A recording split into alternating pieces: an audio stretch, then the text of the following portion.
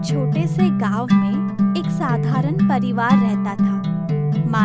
माधव और उसके पापा वसंत जी गांव में मशहूर थे क्योंकि उनका परिवार पीढ़ियों से दशावतार नामक पारंपरिक नाट्य कला प्रस्तुत करता आया था।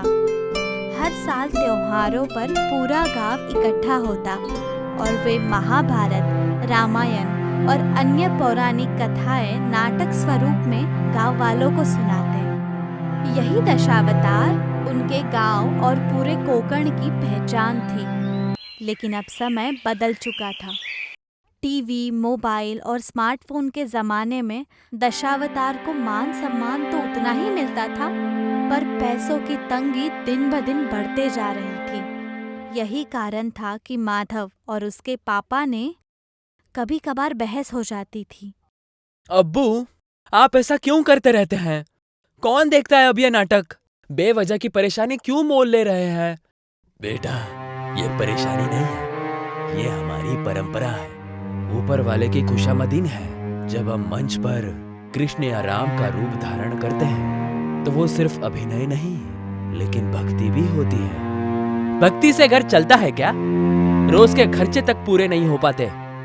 मैंने सोच लिया है, मैं ये दशा अवतार कभी नहीं करूंगा। पढ़ाई करूंगा, नौकरी करूंगा और गरीबी से बाहर निकलूंगा। अच्छा है, तुम्हारा फैसला, तुम्हारी राह।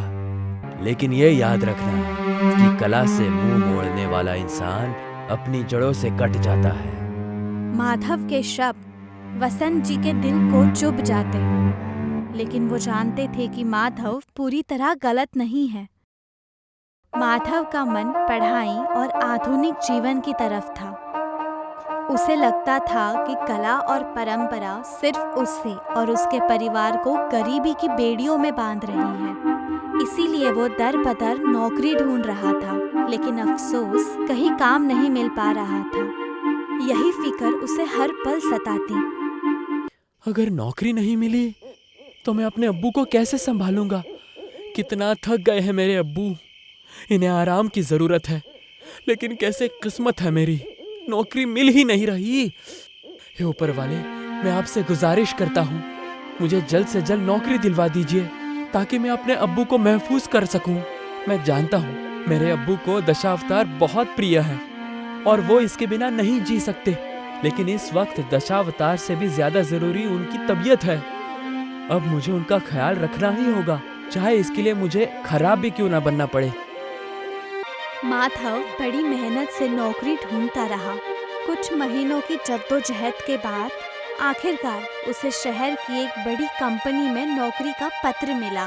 उसकी आंखों में चमक आ गई, पर दिल में हल्की सी टीस भी। अब्बू देखिए, मुझे नौकरी मिल गई है। शहर की कंपनी है, अच्छी तनख्वाह है। अब हमारी गरीबी खत्म हो जाएगी। बधाई हो बेटा, तूने जो चाहा वो कर दिखाया। हाँ, लेकिन अब्बू, अब हमें शहर जाना होगा। आपको यहाँ अकेला छोड़कर मैं नौकरी नहीं कर सकता। वहाँ हमें एक बड़ा मकान मिल जाएगा। यहाँ आप कैसे रहेंगे? मैं सब संभाल लूंगा, बस आप मेरे साथ चलिए। क्या? मैं और शहर? नहीं माधव, ये आंगन, ये मंदिर, ये रंगमंच, यही मेरी जिंदगी है। शहर में जाकर मैं क्या करूंगा? ना गांव के लोग होंगे, ना ऊपर वाले का ये रूप, ना ही मेरी कला। मैं इन सब के बिना कैसे जी पाऊंगा? उसकी फिक्र आप मत कीजिए अब्बू, मैंने कहा ना, मैं सब संभाल लूंगा। आप समझ क्यों नहीं रहे? अब आपको दशावतार की नहीं, बल्कि आपके तबीयत का ख्याल रखने की जरूरत है। अब्बू, मैं जानता हूँ आपकी कला अनमोल है, लेकिन अब मैं चाहता हूँ कि आप आराम करें और मुझे मौका दे कि मैं आपका ख्याल रख सकूं। शहर जाने की बात से वसंत जी मायूस तो थे, लेकिन वो अपने बेटे का दर्द भी समझ सकते थे। बेटे की खुशी के लिए उन्होंने शहर जाने के लिए हामी भर दी। अगले ही दिन दोनों पापा और बेटा गांव छोड़ने के लिए बस स्टॉप पे आ गए। हे ऊपर वाले, मेरा बेटा शहर में अपनी नई जिंदगी आगाज करने जा रहा है। उस पर अपनी दुआएं हमेशा बनाए रखना। शहर आने के बाद वहाँ की नई जिंदगी की शुरुआत आसान नहीं थी, मगर माधव मेहनती था। नौकरी ठीक चल रही थी, पैसे आने लगे, शुरू में सब कुछ अच्छा लगने लगा, लेकिन वसंत जी को शहर की चमक धमक पसंद नहीं आई। यहाँ तो सूरज भी धुंधला लगता है, ना समंदर की ठंडी हवा है, ना मंदिर की घंटियां। अब्बू, आप आदत डाल लीजिए, सब लोग ऐसे ही रहते हैं यहाँ, आहिस्ता आहिस्ता अच्छा लगने लगेगा। नहीं बेटा, ये चार दीवारी मुझे कैद लगती है, यहाँ कोंकण जैसा कुछ नहीं। खैर, अब हम कर भी क्या सकते हैं। तू दफ्तर जा, तुझे काम होगा ना बहुत। जा, तू जा।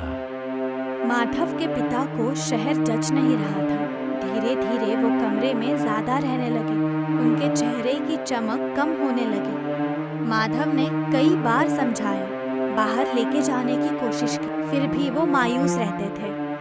फिर आया दीपावली का मौसम। गांव में दशावतार का महोत्सव होता था। वसंत जी की आंखों में उम्मीद जग गई। माधव, दिवाली आने वाली है, क्यों ना हम गांव चले। सोच रहा हूँ इसी बहाने दशावतार देखूं। ठीक है अब्बू, मैं कोशिश करता हूँ छुट्टी लेने की। माधव की बात सुनकर उसके पापा की आंखों में चमक आ जाती है, लेकिन किस्मत को कुछ और ही मंजूर था।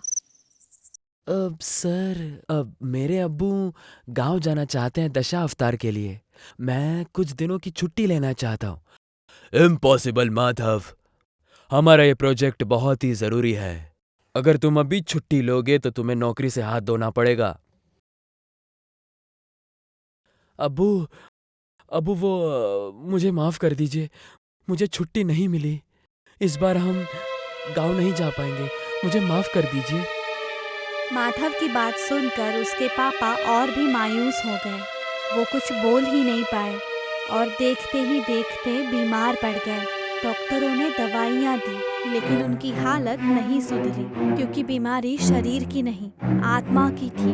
उन्हें दवाई नहीं, गांव की मिट्टी चाहिए थी। और तब माधव को समझ आ चुका था कि अपने पिता को ठीक करने के लिए उसे क्या करना होगा। बस, अब बहुत हुआ, मैं ये और नहीं कर सकता। अब्बू की जिंदगी जरूरत है या ये तनख्वाह? नहीं, मैं उन्हें नहीं खो सकता। अगर उनकी जान गांव में बसती है तो उन्हें वहीं ले जाऊंगा। धर्म की विजय होगी, अधर्म का नाश होगा। उस रात माधव ने जाना कि नौकरी, शहर, पैसा सब जरूरी है, लेकिन अपनी परंपरा और संस्कृति भी उतनी ही जरूरी है। इसीलिए उसने ठान लिया कि वो भी अब दशावतार में भाग लेगा और उसे नई पीढ़ी तक पहुंचाएगा।